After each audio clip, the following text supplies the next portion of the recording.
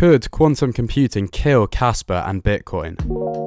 Hello and welcome back to This Week in Crypto. I'm your host Tommy Does Crypto, and in today's video we're going to be exploring quantum computing and its potential effects on crypto blockchains, in addition to a general market update regarding Bitcoin and KASPA.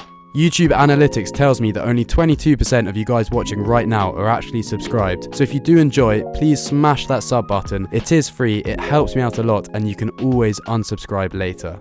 By the way, in this video, instead of exploring the intricacies of how quantum computing actually works, since that is far too complex and I'm no expert, instead I'll just be focusing on the direct discussions surrounding the implications of quantum computing and its effects on the crypto industry, investigating if it could actually pose a significant threat to the security of crypto networks like Bitcoin and KASPA. Recently, this topic has made its way into the limelight of the mainstream since Google announced their new state-of-the-art quantum computing chip called Willow. This chip completed a computation in under 5 minutes that would have taken one of today's fastest supercomputers 10 septillion years. So it's clearly quite a breakthrough in quantum computing development, and right now Willow is made up of 105 qubits. Just so you know, the more qubits the chip has, in theory the less errors it makes, and therefore the more efficient the computations are. In theory, the main fear of a very powerful quantum computer is that malicious hackers could use it to compromise the security of a blockchain network and could supposedly crack private keys, steal funds, and rewrite the history of the blockchain ledger.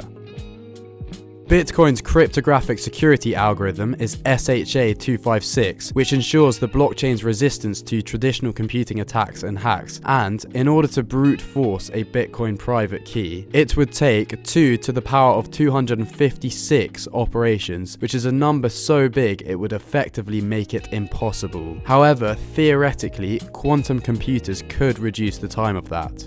The University of Sussex has estimated that to break Bitcoin's SHA-256 within a practical time frame, a quantum chip would require 13 million qubits to break it within a day and 317 million qubits to break it within an hour. So clearly, given that Google's Willow chip is just 105 qubits and IBM's Condor chip is 1121 qubits, they both have an extremely long way to go in terms of qubits, and depending on progress over the next few years, to be able to reach the amount of qubits required is likely going to take many decades, as we are still very much in the infancy of quantum computing.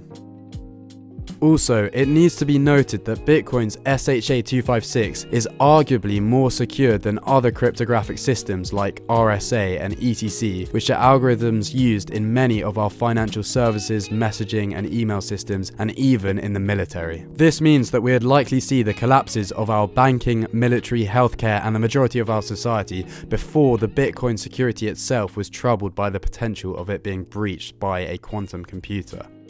So, you may ask, what happens when we are actually capable of creating a quantum computer powerful enough in theory to break Bitcoin's SHA-256? Well, this was actually addressed as a potential concern many years ago in 2010 by Satoshi Nakamoto on the Bitcoin forums, but he suggested that the issue could be overcome fairly easily, as you can pause here if you want to read it.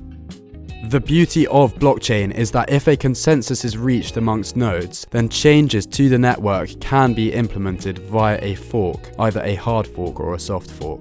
This means that Bitcoin could fork a new security algorithm onto the blockchain to make it quantum resistant, which could easily happen decades before quantum computers have even become powerful enough to overcome Bitcoin's original SHA-256. The reason it has not been put in place yet is because right now, these quantum chips simply are nowhere near powerful enough, but eventually, once it does actually pose more of a genuine concern, then the proposal can be made whenever, and all Bitcoin node participants around the world will reach a consensus and accept the soft or hard fork upgrade.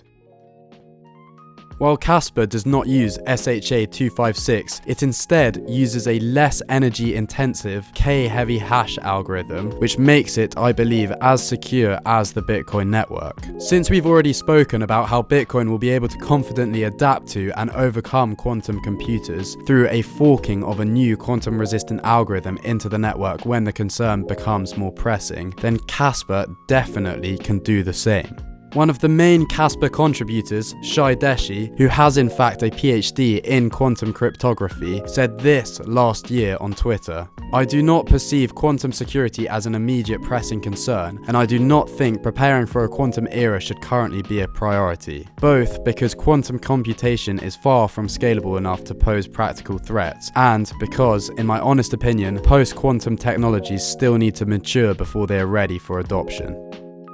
I'll leave a link to the tweet in the description of this video so you can read the entire length of his explanation. However, it is clear that he does not see quantum computing as posing any genuine threat to KASPA at this current stage. Consequently, to answer the core question of this video, could quantum computers actually kill the security of crypto networks like Bitcoin and KASPA? No, they cannot, especially not at this stage in quantum computing's early infancy. Frankly, the bigger concern as quantum computing becomes more powerful is that other key systems that our society uses a lot more in our current day-to-day lives, such as emailing, messaging, banking, government administration, healthcare, and even the military, have a higher vulnerability than Bitcoin or KASPA's network security. Either way, it is clear that we have many decades before quantum computers become that powerful, which gives us ample opportunity to implement solutions before then, so it's not a massive concern. Right, now moving on, I'll be providing you guys with a quick market overview as more news has emerged this week regarding both Bitcoin and KASPA. After winning Time's Person of the Year, Donald Trump recently rung the bell at the New York Stock Exchange, and in a CNBC interview that followed, Trump has allegedly reaffirmed his position of the fact that once he takes office next month, his administration still intends on creating a Bitcoin strategic reserve, saying that we're gonna do something great with crypto because we don't want China or anyone else getting ahead.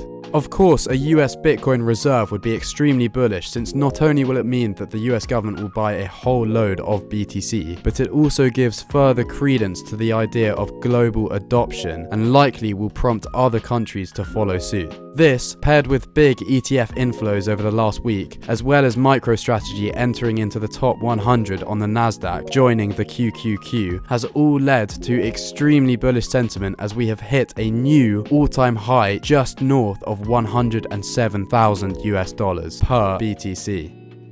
Looking at KASPA now, and some huge news has just dropped as the KASPA Industrial Initiative has recently announced their new project called Warp Core, which they have described as a scalable solution for a frictionless future of cross-border value transfer within reach for everyone. They'll effectively be integrating KASPA's network with the ISO 20022, which is the global standard for financial messaging, and therefore all institutions worldwide will be able to confidently track, manage, and audit payments in KASPA.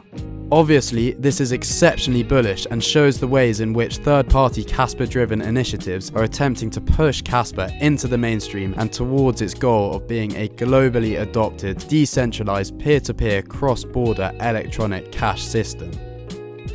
There's no major updates on the KRC20 this week, except for Casplex releasing their atomic swaps. Meanwhile, they're still developing other major projects, including KRC20 Swap, which I'm sure is going to be a very significant and widely used DEX for the KRC20. Nacho, Kaspi, Kango, and KASPA are all holding their spots in the top 4 as we continue idling along waiting for KASPA to retest its all-time high, which could happen before Christmas if we see some aggressive green candles, but ultimately the KRC20 is likely to remain dormant until KASPA continues its momentum up over the next week or so.